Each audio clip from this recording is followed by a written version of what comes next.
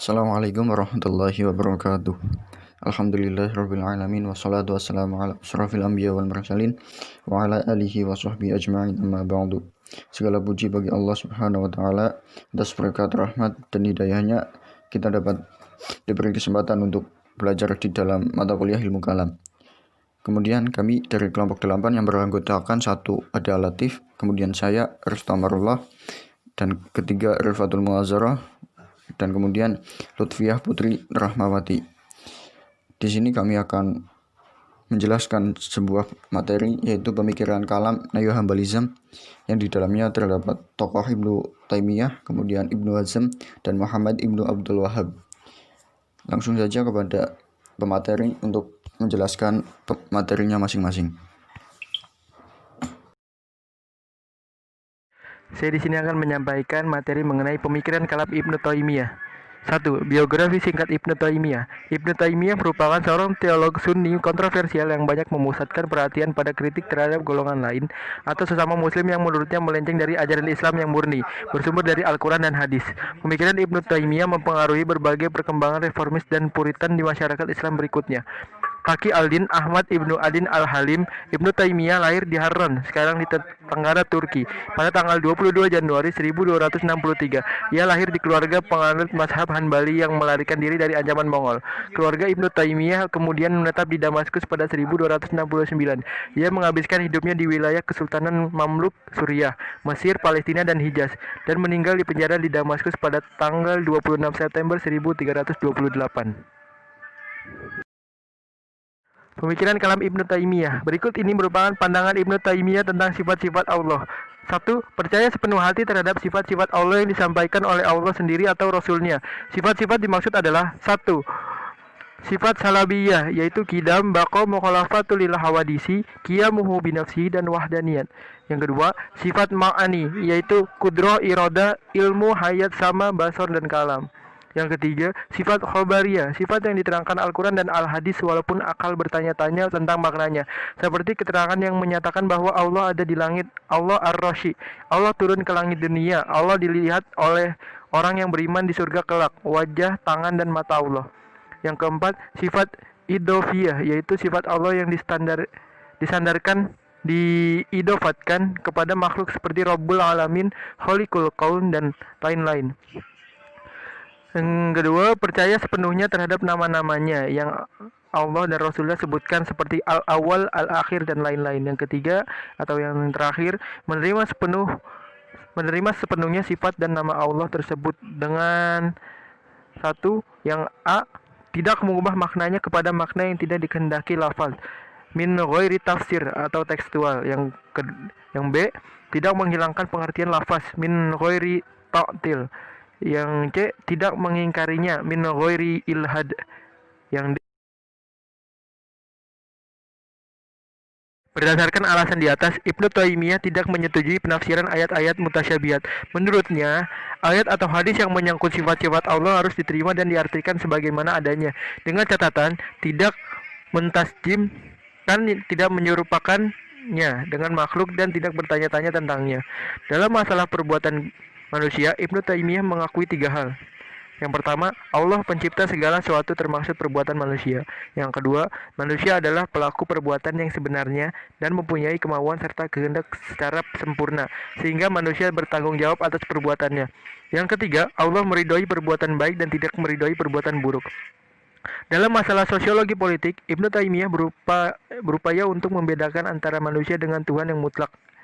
Oleh sebab itu, masalah Tuhan tidak dapat diperoleh dengan metode rasional, baik metode filsafat maupun teologi. Begitu juga keinginan mistis manusia Tuhan adalah suatu hal yang mustahil. Tokoh pemikir kalam Neo-Hambalisme yang selanjutnya yaitu Ibnu Hazm. Biografi singkat Ibnu Hazm. Ibnu Hazm atau nama lengkapnya Abu Muhammad Ali Ibnu Ahmad Ibnu Sa'id, lahir pada penghujung malam Rabu akhir bulan Ramadan tahun 384 Hijriah di kawasan sebelah selatan Cordova. Para ahli sejarah bersepakat bahwa keluarga Ibnu Hazm berdarah Persia. Ibnu Hazm lahir dan dibesarkan di tengah keluarga terpandang dan berkedudukan tinggi. Beliau dalam keluarga sejahtera di kawasan elit. Namun, suasana damai dan sejahtera ini hanya dapat Ibnu Hazm nikmati sekitar 15 tahun saja. Karena setelah Al-Muzaffar, putra dan pengganti Al-Mansur meninggal tahun 398 Hijriah, Andalus mulai dilanda pergolakan dan krisis politik. Tergulingnya penguasa dari Bani Amir memaksa Ibnu Hazm bersama keluarganya meninggalkan kompleks perumahan negara. Bahkan mereka terpaksa harus mengungsi keluar dari kota Cordova. Sejak saat itu, keluarga Ibnu Hazm terus dirundung berbagai tekanan dan kesengsaraan. Beban penderitaan ini semakin terasa berat setelah ayahnya meninggal dunia pada tahun 402 Hijriah. Pemikiran kalam Ibnu Hazm. Yang pertama yaitu pada persoalan nama dan sifat Allah. Ibnu Hazm menolak penggunaan istilah sifat untuk Allah, karena menurutnya hal tersebut bertentangan dengan nas. Adapun lafal-lafal Al-Quran seperti Al-Alim, Al-Qadir, dan As-Sami' yang oleh Asy'ariyah disebut sifat, menurut Ibnu Hazm itu bukan sifat, melainkan nama Allah. Yang kedua pada persoalan konsep iman dan kufur.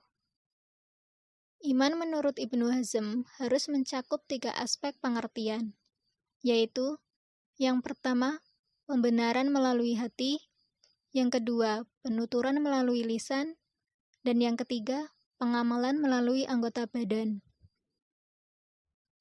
Dalam hal ini dapat disimpulkan bahwa segala amalan manusia berpengaruh terhadap keimanan seseorang. Kemudian yang ketiga yaitu persoalan perbuatan manusia. Ibnu Hazm berpendapat bahwa orang yang disebut dalam keadaan terpaksa adalah yang darinya muncul perbuatan yang tidak sesuai atau bertentangan dengan pilihan dan keinginannya. Sementara orang yang perbuatannya muncul sesuai dengan pilihan dan keinginannya, seperti perbuatan orang yang mempunyai anggota badan yang sehat, tidak dapat disebut atau dikategorikan sebagai terpaksa. Dari pendapatnya yang disebut terakhir ini dapat dipahami bahwa manusia, khususnya yang mempunyai anggota badan yang sehat, sama sekali tidak terpaksa di dalam perbuatannya. Kemudian yang keempat yaitu pada persoalan pelaku dosa besar. Ibnu Hazm berpendapat bahwa di akhirat kelak orang mukmin yang berdosa terbagi menjadi 2 golongan, yaitu golongan pertama, barang siapa yang bertobat nasuha dari atau tanpa dosa besar sama sekali, maka ia termasuk ahli surga. Kemudian golongan yang kedua, barang siapa yang tidak bertobat dari dosa besarnya, harus menjalani proses perhitungan dan pengadilan, yang mana ada 3 pembagian. Bagian pertama, apabila kebaikannya melebihi dosa besar yang dilakukan, maka segala dosanya akan diampuni dan ia termasuk ahli surga. Kemudian yang kedua, kebaikannya seimbang dengan dosa besar dan kemaksiatan lainnya, maka ia berhenti sementara waktu di A'raf, tempat yang tinggi antara surga dan neraka, sebelum dimasukkan ke dalam surga. Kemudian yang ketiga, yaitu kejahatan lainnya melebihi kebaikannya, maka akan dihukum di dalam neraka sesuai dengan dosanya. Kemudian dikeluarkan dari neraka untuk dimasukkan ke dalam surga. Biografi Muhammad bin Abdul Wahab. Muhammad bin Abdul Wahab lahir di Uyainah Najd, Arab Saudi pada tahun 1703 dan wafat pada 22 Juni 1792 dalam usia 89 tahun. Minat utama Abdul Wahab adalah untuk memurnikan syariat Islam sesuai dengan ajaran Nabi Muhammad SAW. Beliau juga mempunyai sebuah gagasan yang penting menurutnya, yaitu melarang adanya inovasi ibadah atau bid'ah dan keyakinan adanya kekuatan selain Allah SWT atau syirik. Salah satu pelopor pembaruan dalam dunia Islam Arab adalah suatu aliran yang bernama Wahabiyah yang sangat berpengaruh di abad ke-19. Pelopornya adalah Muhammad Abdul Wahab. Pemikiran yang dikemukakan oleh Muhammad Abdul Wahab adalah upaya memperbaiki kedudukan umat Islam terhadap paham tauhid yang terdapat di kalangan umat Islam saat itu. Paham tauhid mereka telah bercampur dengan ajaran-ajaran tarekat yang sejak abad ke-13 tersebar luas di dunia Islam. Pemikiran kalam Muhammad bin Abdul Wahab. Pokok-pokok pemikiran Muhammad bin Abdul Wahab yaitu 1. Yang harus disembah hanyalah Allah Subhanahu wa taala dan orang yang menyembah selain darinya telah dinyatakan sebagai musyrik. 2. Kebanyakan orang Islam bukan lagi menganut paham tauhid yang sebenarnya karena mereka meminta pertolongan bukan kepada Allah, melainkan kepada syekh, wali, atau kekuatan gaib. Orang Islam yang berperilaku demikian juga dinyatakan musyrik. 3. Menyebut nama nabi, syekh, atau malaikat sebagai pengantar dalam doa dikatakan sebagai syirik. 4. Meminta syafaat selain kepada Allah adalah perbuatan syirik. 5. Bernasar kepada selain Allah merupakan syirik. 6. Memperoleh pengetahuan selain dari Al-Quran, hadis, dan qiyas merupakan kekufuran. 7. Tidak percaya kepada qada dan qadar Allah merupakan kekufuran. 8. Menafsirkan Al-Quran dengan takwil atau interpretasi bebas termasuk kekufuran.